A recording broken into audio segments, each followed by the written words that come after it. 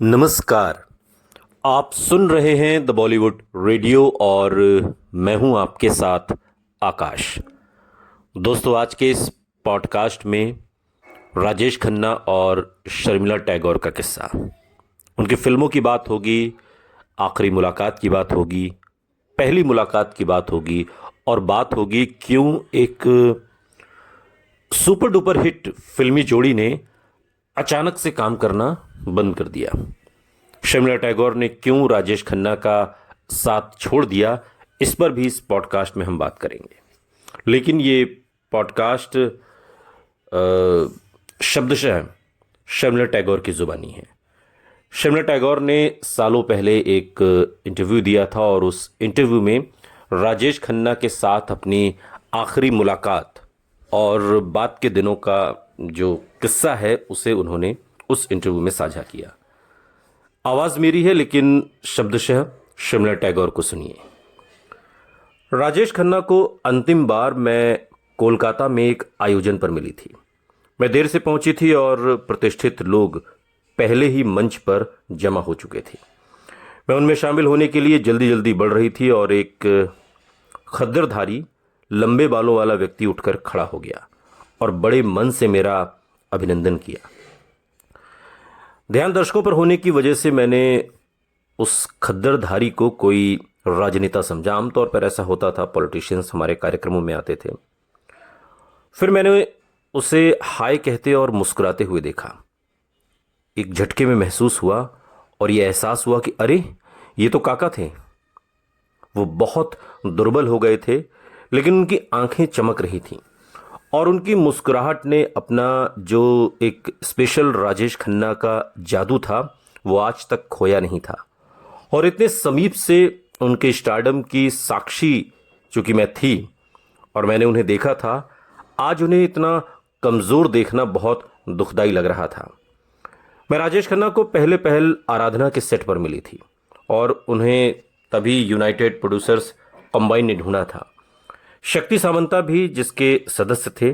शक्ति सामंता शम्मी कपूर के साथ एक बड़ी फिल्म बनाने की योजना बना रहे थे, लेकिन शम्मी कपूर की तारीखें न मिलने की वजह से, क्योंकि उन दिनों शम्मी कपूर बहुत बिजी थे, उनकी डेट्स नहीं थी, इस वजह से उन्होंने अपनी नई खोज और मुझे लेकर एक छोटी सी फिल्म बनाने की तैयारी की। आराधना एक बहुत बड़ी हिट साबित हुई, हम सभी जानते हैं। और राजेश खन्ना ने फिर कभी पीछे मुड़कर नहीं देखा। उन दिनों लोगों में सितारों की जोड़ियों के लिए एक अजीब सा पागलपन हुआ करता था और शर्मिला टैगोर और राजेश खन्ना उनमें शामिल होने वाली सबसे नई जोड़ी बन गए थे। और ये सब उस समय की पर्दे पर सबसे लोकप्रिय जोड़ी थी और हिंदी सिनेमा में आज तक की सबसे सफल जोड़ी भी कही जा सकती है, राजेश खन्ना और मुमताज के बाद। राजेश खन्ना को मुख्यतः एक रोमानी हीरो के तौर पर याद किया जाता है। राजेश खन्ना के हाव भाव में कुछ अति संवेदनशील और एक खोया खोयापन सा है, जिसकी वजह से सब औरतों में, किसी भी आयु की हो, किसी भी उम्र की हो, 9 साल से लेकर 90 साल तक की, रक्षा करने की भावना उसमें जग उठती। एक मित्र कहा करते थे कि वो बूढ़ों को युवा महसूस करवाते थे और युवाओं को मतवाला। शर्मिला याद करते हुए कहती हैं कि मुझे याद है कि जिस स्टूडियो में भी हम काम करते, उसके बाहर 9 साल से लेकर 90 साल तक की महिलाओं की एक लंबी कतार हुआ करती थी जो सिर्फ राजेश खन्ना को देखने आती थी।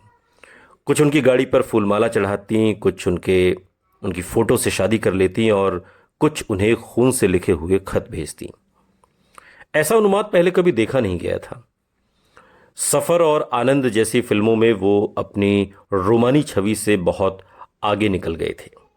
बेरहम किस्मत के खिलाफ हंसते हंसते और साहस के साथ लड़ने वाले एक व्यक्ति के रूप में उनकी दिल छू लेने वाली अदाकारी की गिनती हमेशा एक उत्तम क्वालिटी के अभिनय में होती है और होगी। हालांकि भारत में और हिंदी सिनेमा में राजेश खन्ना से बेहतर अभिनेता हुए हैं और फिर भी ये भूमिकाएं विशेष रूप से उनके लिए लिखी गई प्रतीत होती हैं और ऐसा लगता है कि जैसे उन्हें इससे बेहतर कोई निभा ही नहीं सकता। ये बात शर्मिला टैगोर इस इंटरव्यू में कहती हैं। शर्मिला आगे कहती हैं कि हिंदी सिनेमा में एक गाने पर एक्टिंग करने से ज़्यादा कठिन कोई काम नहीं, और फिल्मों का अध्ययन करने वाले अमर प्रेम में, चिंगारी कोई भड़के गीत में, हुगली नदी पर एक नाव की सीमित जगह में पूरे 6 मिनट तक उनके होंठ हिलाने से बहुत कुछ सीख सकते हैं। कितनी सादगी है उनमें, ये आप उस गीत को देखकर अंदाज़ा लगा सकते हैं, और कितने प्रभावशाली ढंग से वो मन की उथल पुथल और अपनी स्थिति की जो विसंगतियां हैं उनको किस तरीके से जाहिर करते हैं। उनमें शायद वो विशेषताएं नहीं थीं जो प्राय एक हीरो के साथ जोड़ा जाता है, लेकिन जो उनके पास था वो थी एक जीत लेने वाली मुस्कुराहट। काका की मुस्कुराहट गजब की थी। युवा जोश, अभिनय की सहज समझ और सधा हुआ स्वर जिसका उन्होंने पूरा इस्तेमाल किया, और इस तरह के डायलॉग जैसे आई हेट यर्स पुष्पा, ये अमर प्रेम का है, या फिर जिंदगी बड़ी होनी चाहिए लंबी नहीं बाबू मोशाय फिल्म आनंद का, या सफ़र का एक डायलॉग है जिसमें मैं और राजेश खन्ना थे। शर्मिला कहती हैं कि मैं मरने से पहले मरना नहीं चाहता, और ये सब हमारी हर दिन प्रतिदिन की बोलचाल की भाषा में जैसे शामिल हो गए। काका का स्टाइल था सिर हल्का सा एक तरफ झुका हुआ, संकेत पर सिर हिलाना, और ऐसी आवाज़ जो शर्तिया औरतों के दिल को तहस नहस कर दे। उन्होंने हिंदी सिनेमा में कुछ सर्वाधिक पसंद किए जाने वाले डायलॉग बोले। उन्होंने लगातार 15 सुपर डुपर हिट फिल्मों में काम किया और एक ऐसा रिकॉर्ड बनाया जो आज तक कायम है। मुझे याद है उन दिनों राजेश खन्ना का गुरु कुर्ता बहुत मशहूर था, और गुरु कुर्ता उनका बगैर किसी ब्रांड का एक फैशन स्टेटमेंट, हर एक वर्ग और चाहे वो लड़का हो लड़की हो, इसका तेजी से चलन था। निस्संदेह वो हम सबके हीरो थे और हैं भी, आज भी हैं, भले वो हमारे बीच नहीं हैं, लेकिन ये एक फिनोमिन सा था, एक अद्भुत घटना थी। आगे शर्मिला टैगोर कहती हैं कि लेकिन ये अति प्रशंसा अचानक से बंद भी हो गई। राजेश खन्ना के लिए उन्माद की लहर जैसे अचानक आरंभ हुई थी और उसी तरीके से पीछे लौट गई, जैसे समंदर में लहरें आती हैं और अचानक से पीछे लौट जाती हैं। वो किसी भी कुदरती तबाही की तरह अपने पीछे आहत काका को छोड़ गई, जो परेशान थे, निराश थे और अंदर ही अंदर घुट रहे थे। एक पल सब उन्हें लेकर होश खो रहे थे और अगले ही पल सब पलट गए फिल्म इंडस्ट्री में, ऐसा मैंने महसूस किया। और ये भी एक फिनोमिन था, एक अद्भुत घटना थी। लेकिन ये कैसे हुआ, शायद इस सवाल का जवाब एक दोस्त की बजाय फिल्म जानकारों पर ही छोड़ देना बेहतर है। मैं सिर्फ एक दोस्त थी उनकी, मैं सिर्फ जैसा उन्हें देख रही थी वैसा ही कह सकती हूँ। शर्मिला टैगोर इस इंटरव्यू में आगे कहती हैं कि राजेश खन्ना अंतर विरोधों और जटिलताओं से भरे हुए व्यक्ति थे। मैंने उन्हें अपने मित्रों और सहकर्मियों के साथ बहुत उदार होते हुए देखा है। दरिया दिल थे वो, उन पर कीमती उपहार बरसा देते थे। कभी कभी तो वो अपने दोस्तों को घर तक खरीद कर दे दिया करते थे। अंजू महेंद्र को भी उन्होंने दिया था, लेकिन बदले में वो कुछ ज़्यादा ही उम्मीद रखते थे, जिससे संबंध में तनाव आ जाता था। लेकिन व्यक्तिगत रूप से मुझ पर जो बात असर करती थी वो थी उनकी काम पर देर से आने की आदत। मैं सुबह 8 बजे स्टूडियो पहुंच जाती और रात को 8 बजे तक वापस अपने परिवार के साथ होना चाहती थी। लेकिन जब आप काका के साथ फिल्म कर रहे हैं तो ये संभव ही नहीं है। ये संभव ही नहीं हो पाता था कि 9 बजे की शिफ्ट के लिए काका कभी भी 12 या 2 बजे से पहले पहुंचते। हम कभी भी समय पर काम को ख़त्म नहीं कर पाते थे, जिसका नतीजा ये होता कि पूरा यूनिट मुझ पर ओवर टाइम काम करने का दबाव डालता, और ये एक आम नियम बन गया था। और चूंकि मेरे पास काका के साथ बहुत सी फिल्में थीं तो मैं उलझन में भी थी, इसलिए फिर बाद में मैंने ये बेहतर समझा कि क्यों ना बाकी हीरोज़ जो हैं उनके साथ भी अभिनय किया जाए, उनके साथ जोड़ी बनाई जाए, क्या पता वो भी चल जाए। और ये हुआ भी, बाकी लोगों के साथ भी जोड़ी बनी और वो सफल भी रही, चाहे वो धर्मेंद्र हो या बाकी कलाकार। और शायद काका को भी यही लगा कि एक एक्ट्रेस के साथ इतनी फिल्में करना अच्छा नहीं, बासी पड़ जाने का खतरा भी फिल्म इंडस्ट्री में रहता है, लोग बोर हो जाते हैं एक ही जोड़ी को देखते हुए। खैर जो भी था, हम एक साथ कम और कम फिल्में करने लगे और मुझे इतना मानना होगा कि ये एक बहुत बड़ी राहत भी थी मेरे लिए कि काम मैं जल्दी ख़त्म कर लेती थी, समय पर काम ख़त्म होता, समय पर मैं घर चली जाती। अपने दोस्तों की तरह ही काका ने अपने स्टारडम को भी संभाल कर नहीं रखा। ये आरोप उन पर बार बार लगता रहा और मैंने करीब से महसूस किया है कि इसमें सच्चाई भी है। काका अपने दोस्तों को संभाल कर नहीं रख पाए और अपने स्टारडम को भी, और उसे अपनी पकड़ से फिसल जाने दिया।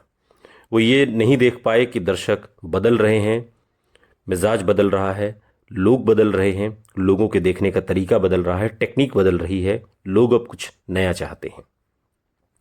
और वो जो रोल्स कर रहे थे, जो भूमिकाएं निभा रहे थे, वो प्रासंगिक नहीं थी। एक ही तरीके का रोल था, रोमांटिक रोल था।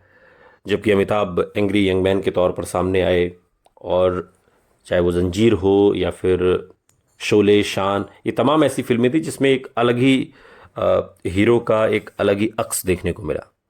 लेकिन काका एक तरह की भूमिकाएं कर रहे थे। समय के साथ चलने के लिए काका अपने में नयापन या तो ला नहीं पाए या लाए नहीं, यहाँ तक कि अपना ही कैरिकेचर बनकर रह गए और लोग उनका मजाक उड़ाने लगे। उनके पास फिल्में भी उसी तरीके से आती थीं, ये बात भी सही है। लेकिन मुझे खुशी है कि फाइनली राजेश खन्ना ने बाद के दिनों में जब वापसी की तो उन्होंने कुछ बेहतरीन फिल्में की। मसलन अवतार उनकी एक बेहतरीन फिल्म थी, और ये एक ऐसा उनकी वापसी के तौर पर उसे देखा गया जिसमें निश्चित तौर पर राजेश खन्ना में वो ऊर्जा आई, उनमें वो जोश आया जो कहीं ना कहीं बीते 8-10 सालों में उनके भीतर से एक तरीके से गायब हो रहा था। मैं नहीं समझती कि कोई अभिनेता या कई और अभिनेता हैं जिनका आने वाली पीढ़ी पर इतना दावा होगा। लेकिन आराधना से 4-5 दशकों के बाद, उनकी आखिरी हिट के 30-40 साल बाद, ये आम राय है कि अपने शिखर पर जो आकर्षण इस आदमी में था, उसके मुकाबले में दूर दूर तक न कभी वैसा हुआ ना होगा। मुझे तो ऐसा ही लगता है। और वो बिल्कुल उचित है कि हमारे पास राजेश खन्ना की प्रशंसा में एक कहने के लिए एक शब्द है, और वो ये कि राजेश खन्ना भारत का पहला सुपरस्टार था, है और रहेगा। ये तमाम बातें जो आपने सुनी, ये शर्मिला टैगोर ने एक किताब के इनॉग्रेशन पर एक इंटरव्यू के दौरान कही थी, और जिसमें राजेश खन्ना के साथ बीते पलों को, उस दौर को उन्होंने याद किया। ये पॉडकास्ट आपको कैसा लगा? कमेंट बॉक्स में हमें ज़रूर बताइएगा, और आप क्या सुनना चाहते हैं ये भी आप हमें बताइए। हम आपके लिए खोज कर लाएंगे वो किस्सा, वो इंटरव्यू, वो पॉडकास्ट जो आपकी रूह में उतर जाए। सुनते रहिए द बॉलीवुड रेडियो, सुनता है सारा इंडिया।